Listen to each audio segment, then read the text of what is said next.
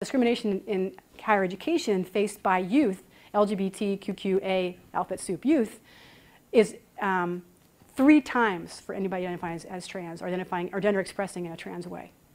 So all of those things we talked about in LGBT communities is exasperated for anyone in a T.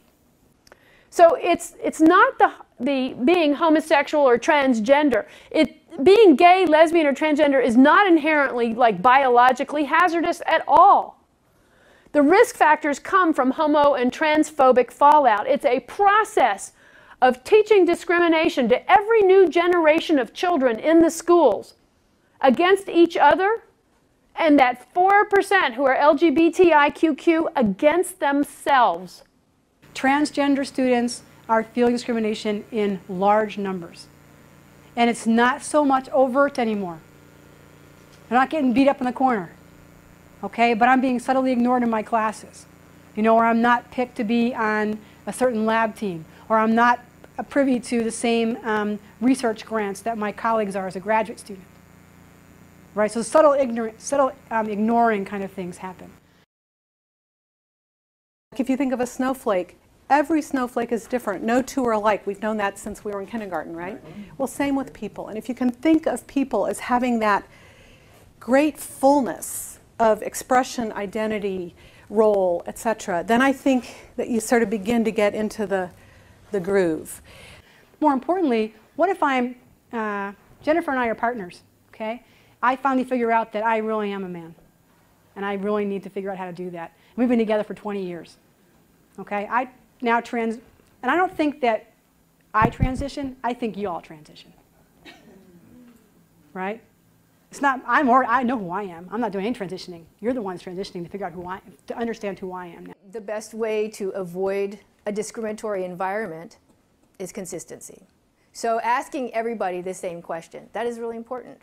Do you ask everybody that same question, or do you ask just those people that you think you need to ask? So if you have that as something as part of your form, something that everyone is asked, then you know, it's a way of just, you know, we ask everybody this question. And so I think, you know, it's letting people know we ask everybody this question, and it's also that we really want to do our best to treat people respectfully, understanding that that's really the motivation, not out of curiosity. We're not here to gawk at folks. We're not here to ask invasive questions. And, you know, asking questions, you know, it's really about what's appropriate for care.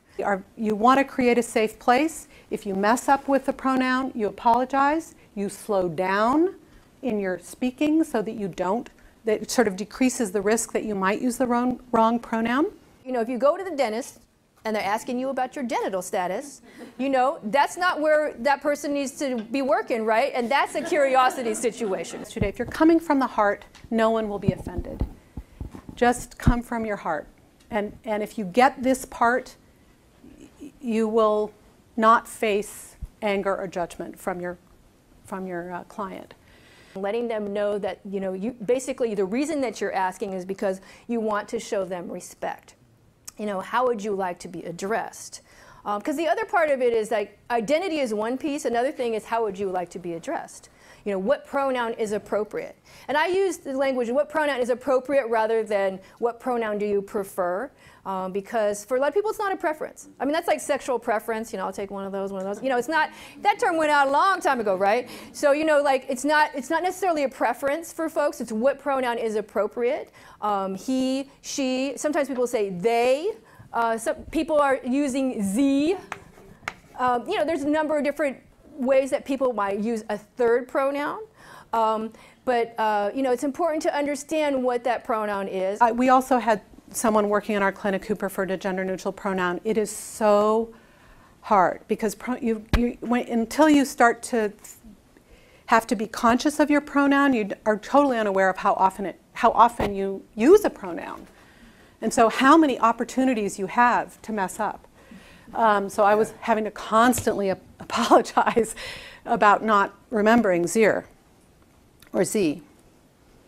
Is very different. So the context, people having experiences that my students tell me, is hard for me to conceptualize. And I tell you that because your experience that you've had, no matter what it is, straight, gay, queer, trans, whatever, is very different than your students are bringing to you. So you need to look outside of your own experience and think about what their experience was. I encourage actually each of you to think about your core gender identity and where do you you yourself, not sort of fit in the stereotype of whatever your assigned birth is. If you can kind of explore that yourself on a personal level and celebrate it a bit, I think you'll have more resonance with your transgender clients. And I think it's a good thing. You know, the more of us who celebrate our gender variance, the better the world will be.